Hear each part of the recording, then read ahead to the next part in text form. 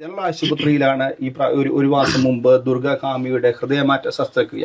ആ ശസ്ത്രക്രിയ ഡയറക്റ്റ് ആയിട്ട് അല്ലെങ്കിൽ ഇൻഡയറക്റ്റ് ആയിട്ട് പല പ്രാവശ്യം ഇൻവോൾവ് ആയ ഒരാളെന്ന നിലയിൽ ഞാൻ പറയുകയാണ്.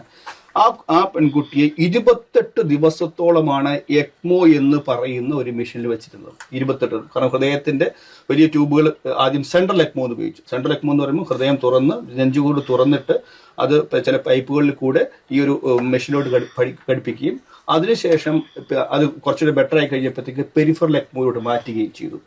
28 ദിവസം ഒരാളെ എക്മോയിൽ കീപ്പ് ചെയ്യുക എന്ന് പറയുന്നത് അത്ര എഫിഷ്യൻ്റ് ആയിട്ടുള്ള സിസ്റ്റത്തിൽ അല്ലാതെ വേറെ എങ്ങും പറ്റുകയില്ല.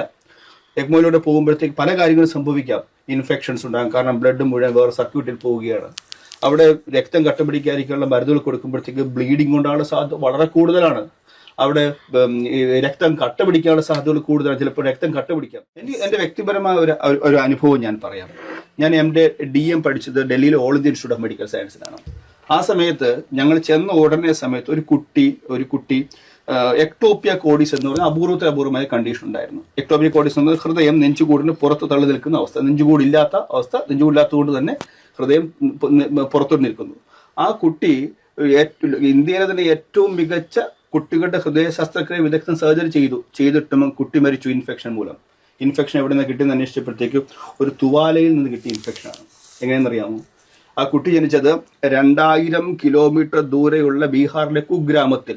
ആ കുഗ്രാമത്തിൽ നിന്ന് അവർ യാതൊരു ചികിത്സാ സംവിധാനവും ഇല്ലാത്തപ്പോൾ ആ കുട്ടിയെ അതിന്റെ മാതാപിതാക്കൾ ട്രെയിനിന്റെ ജനറൽ കമ്പാർട്ട്മെന്റിൽ കയറ്റി ഡൽഹിയിൽ എത്തിക്കുന്നു. ഡൽഹി എത്തിക്കുമ്പോഴത്തേക്ക് ഞങ്ങൾ ആകാംക്ഷ പോലെ തന്നെ എല്ലാവരുടെയും ആകാംക്ഷയായിരുന്നു ആ കുട്ടി. ഒരു ഹൃദയം പുറത്തു നിന്ന് ഇടിക്കുന്ന കുട്ടി. ആ കുട്ടിയെ കാണാനായിട്ട് ആ ജനറൽ കമ്പാർട്ട്മെന്റിലേക്ക് ഈ ട്രെയിൻ എവിടെയൊക്കെ നിർത്തിയോ അവിടുന്നൊക്കെ ആളുകൾ കയറി വന്നു.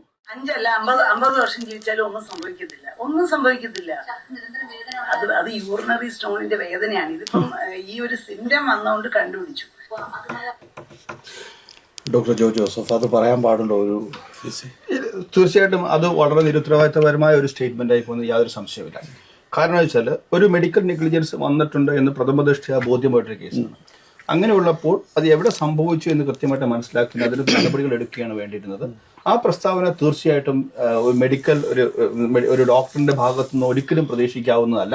കാരണം എപ്പോഴും ജീവനെ സംരക്ഷിക്കാനായിട്ടാണ് ശ്രമിക്കുന്നവരാണ്, വേദന കുറയ്ക്കാനായിട്ട് ശ്രമിക്കുന്നവരാണ്. നിരന്തരം ഇതിന്റെ മൂലം ഒരു വേദനയുള്ള ഒരാളെ കൂടുതൽ വേദനിപ്പിക്കുന്ന ഒരു പ്രസ്താവനയായി പോയതിന്റെ യാതൊരു സംശയമില്ല.